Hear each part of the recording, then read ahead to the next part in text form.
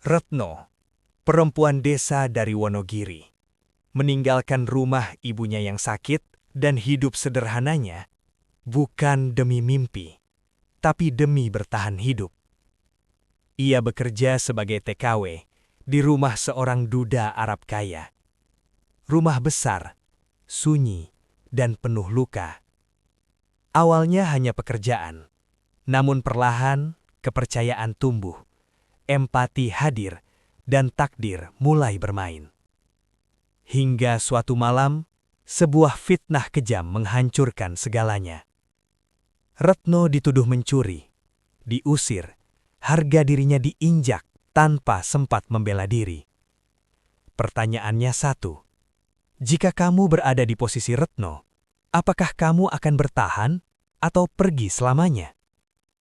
Karena kisah ini bukan sekadar cerita TKW. Ini adalah cerita tentang pengorbanan, fitnah, dan harga diri seorang perempuan. Tonton sampai akhir, karena takdir Retno berubah dengan cara yang tak akan pernah kamu duga. Retno lahir dan besar di sebuah desa kecil di Wonogiri, Jawa Tengah.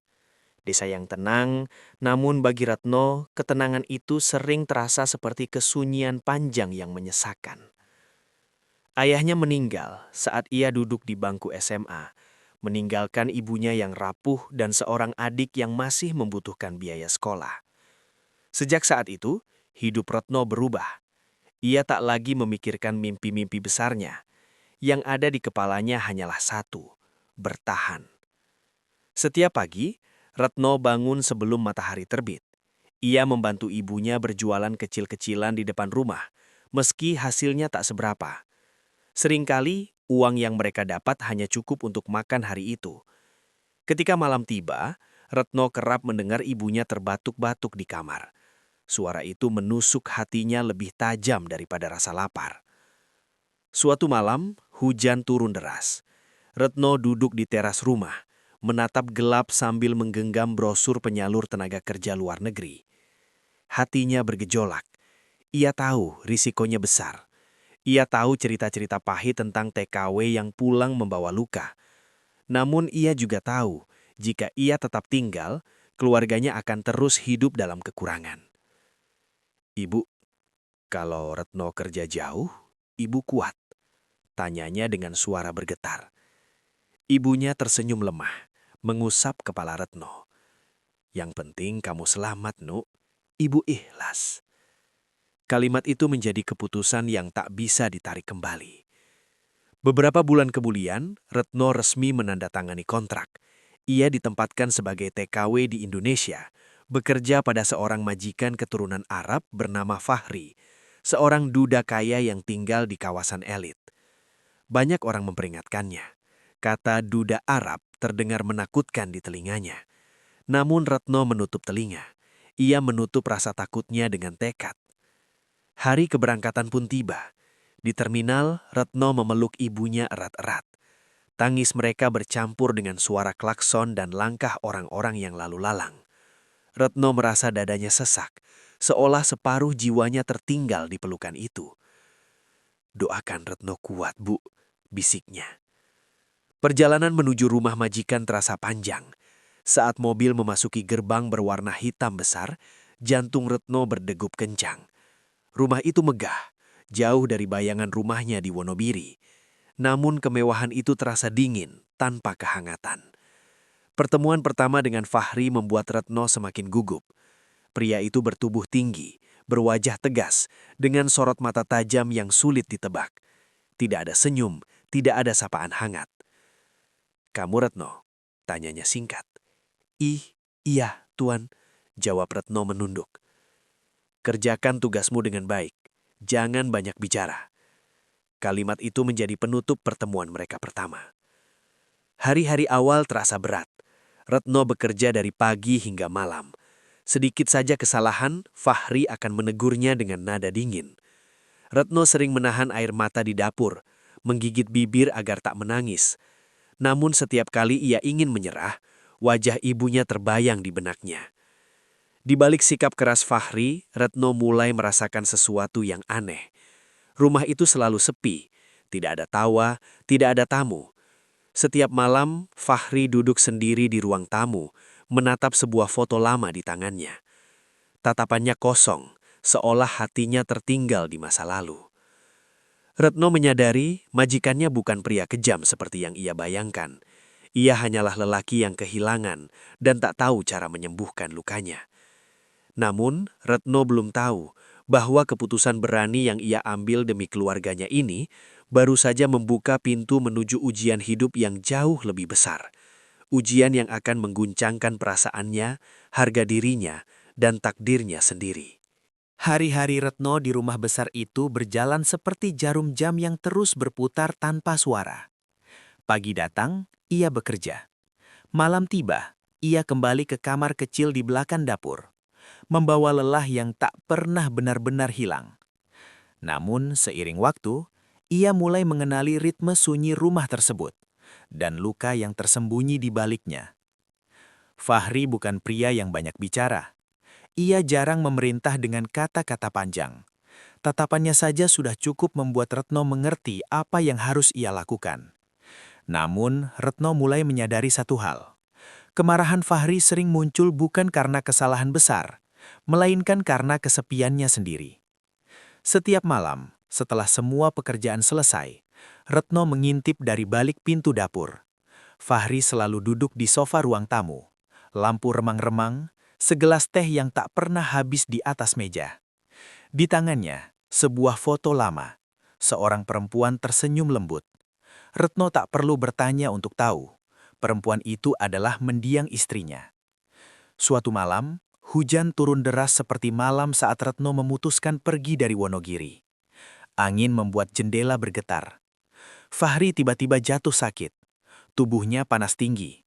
Langkahnya limbung. Retno panik. Tak ada siapapun di rumah selain mereka. Dengan tangan gemetar, Retno menyiapkan kompres dan obat. Ia duduk di sisi tempat tidur Fahri, mengganti kain di dahinya berulang kali. Malam itu panjang. Retno menahan kantuk, menahan lelah, dan menahan rasa takut. "Kenapa kamu repot-repot?" Suara Fahri terdengar parau. "Karena itu tugas saya, Tuan," jawab Retno pelan, menunduk. Namun Fahri tahu, itu bukan sekedar tugas. Saat pagi datang, Fahri terbangun dan melihat Retno tertidur di kursi. Kepalanya bersandar, kain kompres masih di tangannya. Untuk pertama kalinya sejak bertahun-tahun, hatinya bergetar. Ada perasaan asing yang tak ia kenali. Hangat, namun juga menyakitkan. Sejak kejadian itu, sikap Fahri perlahan berubah. Tegurannya tidak lagi setajam dulu. Ia mulai bertanya hal-hal kecil, seperti apakah Retno sudah makan atau tidak. Bagi Retno, perubahan kecil itu terasa besar. Ia merasa lebih dihargai, meski tetap menjaga jarak. Suatu sore, Fahri memanggil Retno ke ruang tamu. Retno datang dengan jantung berdebar, takut melakukan kesalahan. "Kamu dari Wonogiri?" "Iya, Tuan." "Keluargamu?" Retno terdiam sejenak. "Ibu saya sakit, adik saya masih sekolah." Fahri mengangguk pelan. Ia menatap jauh, seolah melihat dirinya sendiri di masa lalu. Malam itu Fahri mulai membuka kisah hidupnya, tentang istrinya yang meninggal dalam kecelakaan, tentang rumah besar yang tiba-tiba terasa seperti penjara, tentang kesepian yang ia peluk setiap hari. Retno mendengarkan tanpa menyelah. Ia tidak memberi nasihat, ia hanya hadir. Dan terkadang, kehadiran jauh lebih menyembuhkan daripada kata-kata. Namun kedekatan itu tidak luput dari mata orang lain. Bisik-bisik mulai terdengar. Tetangga memperhatikan cara Fahri berbicara pada Retno. Pekerja lain menatapnya dengan iri. Retno merasakannya. Ia mulai menjaga jarak lebih ketat lagi, menunduk lebih dalam, berbicara seperlunya. Di dalam hatinya, Retno gelisah. Ia takut disalahpahami. Ia takut melanggar batas. Namun ia juga takut jika ia menjauh, Fahri akan kembali tenggelam dalam gelap yang sama. Pada suatu malam, Fahri berkata lirih, "Terima kasih sudah bertahan di sini." Kalimat sederhana itu membuat mata Retno berkaca-kaca. Ia sadar, empati yang ia tanam perlahan berubah menjadi beban perasaan yang berbahaya. Retno mulai bertanya pada dirinya sendiri, Apakah ia hanya kasihan atau sudah terlanjur peduli? Dan tanpa ia sadari, benih empati itu telah tumbuh menjadi sesuatu yang jauh lebih dalam. Sesuatu yang kelak akan menyeretnya ke dalam badai besar yang tak bisa ia hindari. Karena di balik kehangatan yang baru lahir, selalu ada ujian yang menunggu untuk menghancurkannya. Retno mulai terbiasa dengan irama rumah mewah itu. Ia tak lagi terlalu takut pada kemarahan majikannya. Bahkan, ia merasa sedikit nyaman. Sikap Fahri yang dulu seperti es, kini mulai mencair. Percakapan mereka tak lagi sekaku dulu. Meski tetap menjaga jarak, Retno merasakan ada rasa saling menghormati di antara mereka, yang tumbuh perlahan tanpa dipaksa. Namun kenyamanan itu rupanya tak disukai semua orang. Suatu hari, rumah itu kedatangan seorang tamu wanita. Anggun, elegan, dan penuh wibawa. Namanya Nadira, sepupu Fahri, wanita yang diam-diam berharap bisa menjadi pasangan Fahri sejak dulu. Nadira memandang Retno dengan tatapan mencurigakan. Senyum manisnya terasa menusuk. "Ini pembantumu yang dari Jawa itu?" tanya Nadira pada Fahri, sinis. Retno hanya menunduk, menahan diri. Ia tahu wanita seperti Nadira tak akan memandang dirinya lebih dari sekadar pelayan. Namun hari itu menjadi awal dari mimpi buruk Retno yang sebenarnya. Beberapa hari kemudian, terjadi kegaduhan di rumah. Sebuah kalung berlian milik keluarga Fahri hilang. Kalung itu warisan mendiang istrinya, sangat berharga, secara sentimental dan materi. Fahri marah besar. Seluruh rumah diperiksa. Semua pembantu dimintai keterangan, termasuk Retno. "Apakah kamu melihat atau memindahkan kalung itu?" tanya Fahri dengan nada curiga. Retno tercekak. Saya tidak tahu, Tuan. Saya tidak pernah menyentuh barang-barang pribadi Anda." Namun Nadira tiba-tiba menyodorkan sebuah bukti mengejutkan. Rekaman kamera CCTV dari ruang tamu yang menunjukkan Retno masuk ke kamar Fahri malam sebelumnya. Meski tanpa bukti langsung ia membawa kalung, rekaman itu cukup untuk menggiring opini. Retno terdiam. Malam itu memang ia masuk ke kamar Fahri karena lupa meletakkan teh yang biasa ia suguhkan. Tapi ia tak menyangka tindakannya itu akan disalahartikan. "Sudah cukup," ucap Fahri dingin. "Kamu boleh pulang.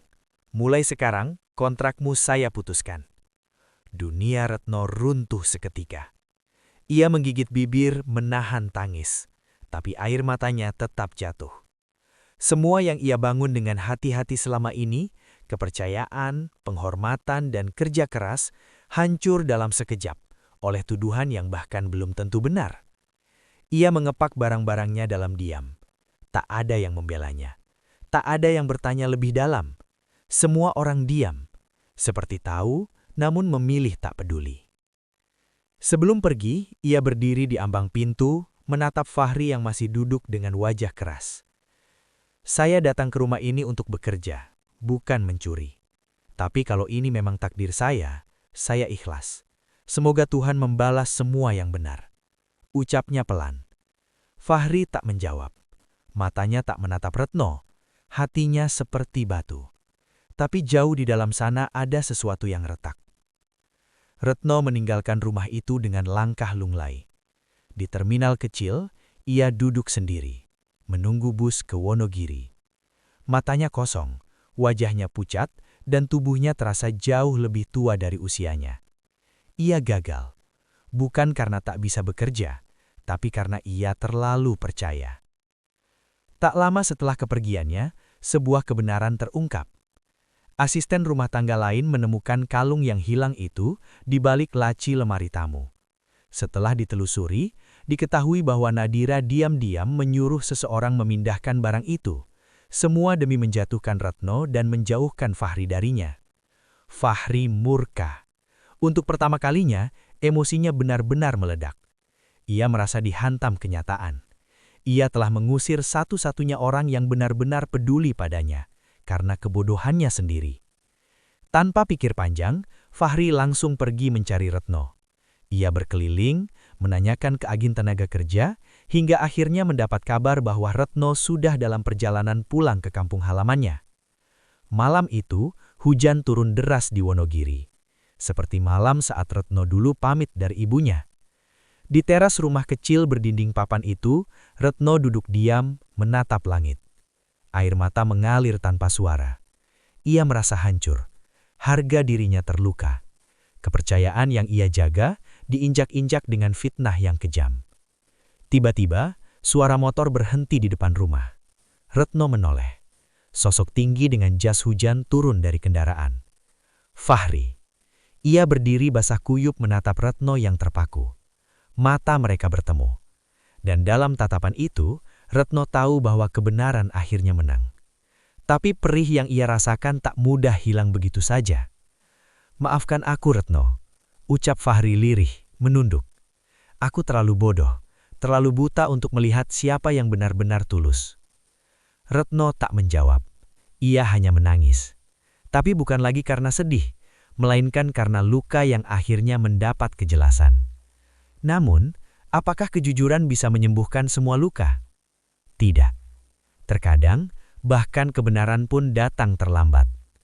Dan disinilah Retno berada di persimpangan yang paling sulit dalam hidupnya.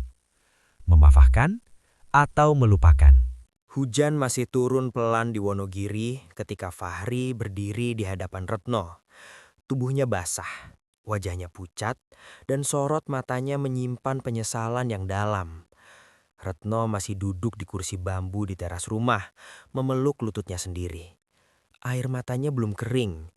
Luka di hatinya terlalu segar untuk diberi kata maaf. "Aku salah. Aku terlalu percaya pada prasangka," ucap Fahri dengan suara bergetar. "Kalung itu ditemukan. Aku tahu semuanya sekarang." Retno menghela napas panjang. Dadanya terasa sesak. Ia ingin marah, ia ingin berteriak, namun yang keluar justru keheningan. Baginya, kebenaran itu datang terlambat. Harga dirinya telah terinjak, dan luka itu tidak bisa dihapus hanya dengan penyesalan. "Apa gunanya semua ini sekarang?" tanya Retno lirih. "Saat saya butuh kepercayaan, saya ditinggalkan." Fahri terdiam. Kata-kata Retno menghantamnya lebih keras daripada hujan malam itu. Beberapa hari, Fahri menetap di Wonogiri. Ia tidak memaksa. Ia hanya ingin memperbaiki apa yang bisa diperbaiki. Setiap pagi, ia melihat Retno membantu ibunya berjualan kecil di depan rumah. Melihat rumah sederhana itu membuat Fahri tersadar. Selama ini ia hidup dalam kemewahan, tapi miskin empati.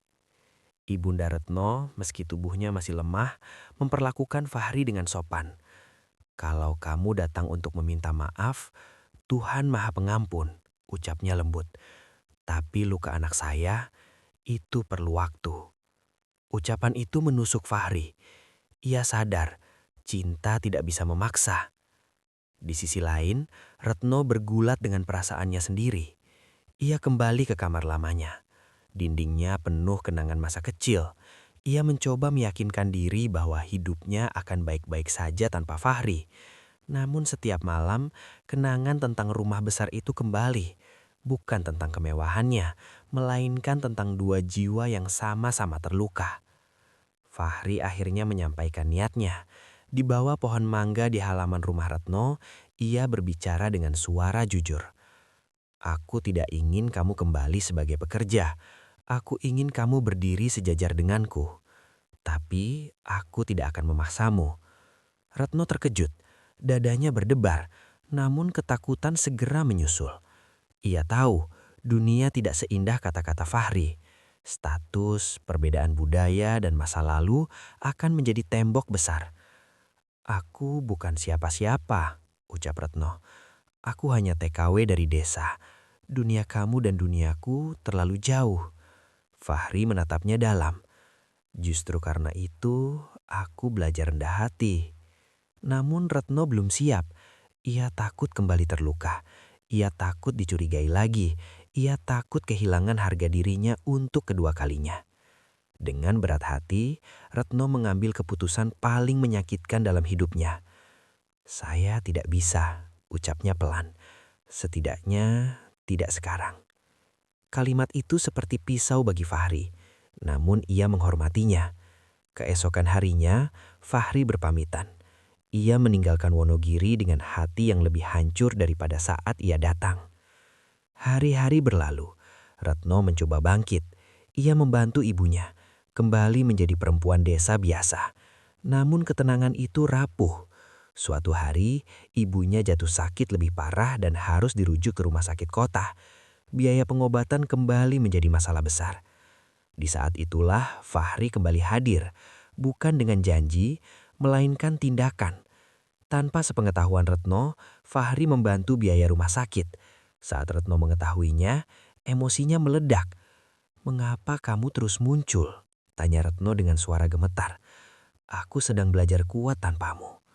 Fahri menjawab lirih, "Aku hanya tidak ingin kamu berjuang sendirian seperti dulu." Kata-kata itu menghancurkan pertahanan Retno. Ia menangis, kali ini tanpa menahan. Semua perasaan yang ia kubur akhirnya keluar. Marah, takut, rindu dan cinta yang tak pernah benar-benar padam. Namun Retno sadar, perasaan saja tidak cukup. Ia harus memilih jalan hidupnya sendiri. Di akhir bagian ini, Retno berdiri di depan cermin kecil di kamarnya. Ia menatap dirinya sendiri. Perempuan yang dulu pergi demi keluarga, kini kembali dengan luka dan pelajaran. Ia berbisik, "Apapun pilihanku nanti, aku harus memilih dengan berani." Dan tanpa ia sadari, keputusan terbesar dalam hidupnya tinggal satu langkah lagi. Keputusan yang akan mengubah takdirnya selamanya. Malam itu, Retno tidak bisa tidur. Angin Wonogiri berembus pelan melalui jendela kamarnya, membawa aroma tanah basah yang mengingatkannya pada masa kecil, masa ketika hidup terasa sederhana dan harapan belum banyak menuntut. Kini, hidupnya jauh lebih rumit. Ia telah melewati pengorbanan, fitnah, kehilangan harga diri, dan cinta yang datang tanpa ia minta. Pagi harinya, Retno duduk di samping ranjang ibunya di rumah sakit. Wajah sang ibu pucat, tapi matanya penuh ketenangan. Dengan suara lemah, ibunya menggenggam tangan Retno. "Nduk, ibu tidak tahu masa depanmu seperti apa," ucapnya lirih. "Tapi jangan pernah merasa rendah hanya karena masa lalumu. Kamu perempuan kuat." Kalimat itu seperti membuka pintu yang selama ini terkunci di hati Retno. Ia sadar, selama ini ia terlalu sibuk melindungi dirinya dari Lika, hingga lupa bahwa ia juga berhak bahagia. Beberapa hari kemudian, Fahri datang kembali ke Wonogiri. Kali ini tanpa kemewahan, tanpa rombongan, ia hanya membawa satu keberanian, kejujuran.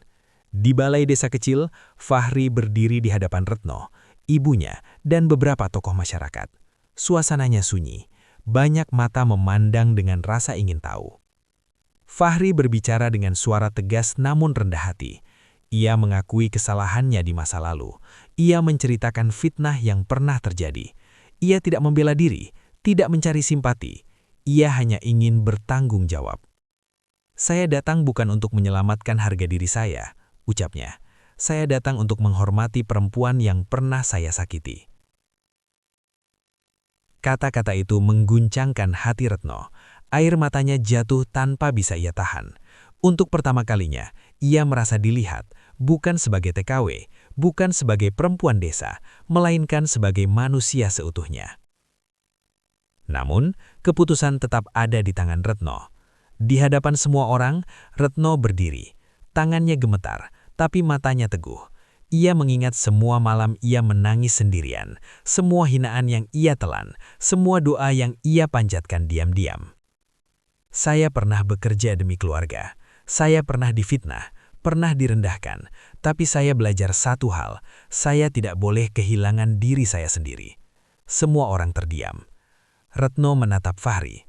"Saya memaafkan, tapi saya tidak melupakan.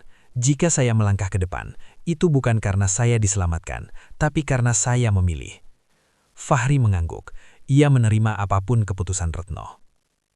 Waktu berlalu. Retno memulai hidup baru. Ia membuka usaha kecil di Wonogiri, bermodal sedikit, tapi penuh tekad. Ia menjadi tulang punggung keluarga tanpa harus pergi jauh lagi. Perlahan, hidupnya bangkit. Suatu sore, Fahri datang kembali. Kali ini sebagai pria yang menunggu, bukan menuntut. Ia menyatakan niatnya secara sederhana, tanpa janji berlebihan, tanpa memaksa masa depan. Retno memandang langit senja. Ia tersenyum tipis, lalu berkata pelan, "Aku tidak tahu bagaimana akhir cerita kita, tapi jika aku melangkah, itu karena aku tidak lagi takut." Air mata Fahri jatuh, bukan air mata penyesalan, melainkan kelegaan. Cerita Retno bukan tentang perempuan miskin yang diselamatkan pria kaya.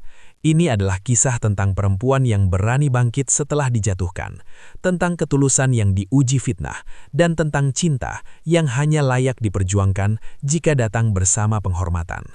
Dan Wonogiri menjadi saksi bahwa takdir bisa berubah, bukan karena kemewahan, tapi karena keberanian untuk memilih diri sendiri.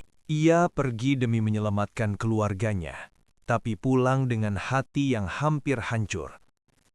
Retno, perempuan desa dari Wonogiri, meninggalkan ibunya yang sakit demi bekerja sebagai TKW. Ia mengabdi dengan tulus di rumah majikan duda Arab yang kaya, namun sunyi dan penuh luka. Tak pernah ia sangka, ketulusan justru dibalas fitnah.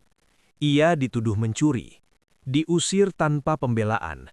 Harga dirinya diinjak saat ia paling tidak berdaya. Pertanyaannya sekarang, jika kamu berada di posisi Retno, apakah kamu sanggup bertahan atau memilih menyerah? Tonton kisah ini sampai akhir, karena takdir Retno akan berubah dengan cara yang benar-benar di luar dugaan. Deskripsi penutup video, menyentuh dan dalam. Perjalanan hidup Retno mengajarkan kita bahwa hidup tidak selalu adil bagi orang-orang yang tulus. Ada kalanya pengorbanan dibalas dengan fitnah, kesetiaan dibalas kecurigaan, dan niat baik justru melukai hati terdalam. Namun dari kisah ini, kita belajar bahwa harga diri, kesabaran, dan keberanian untuk bangkit adalah kekuatan terbesar seorang manusia. Tidak semua luka harus dibalas dengan dendam, dan tidak semua kebaikan akan langsung dihargai. Namun Tuhan tidak pernah salah mencatat. Semoga kisah ini bisa menjadi pengingat bagi kita semua untuk tidak mudah menghakimi, tidak merendahkan orang lain, dan selalu menghargai setiap perjuangan, sekecil apapun itu.